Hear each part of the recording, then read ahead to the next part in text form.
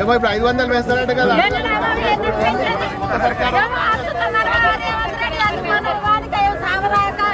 అట్లా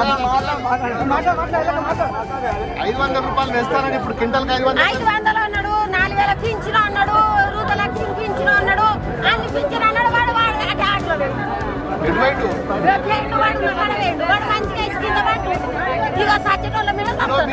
మీరు ఎందుకు అడుగుతలేరు మరి? 500 రూపాయలు ఎలక్షన్ సినిమా బొమ్మలు వచ్చి అంతే. ఇప్పుడు వస్తలేదు ఈ టంకలు. ఇక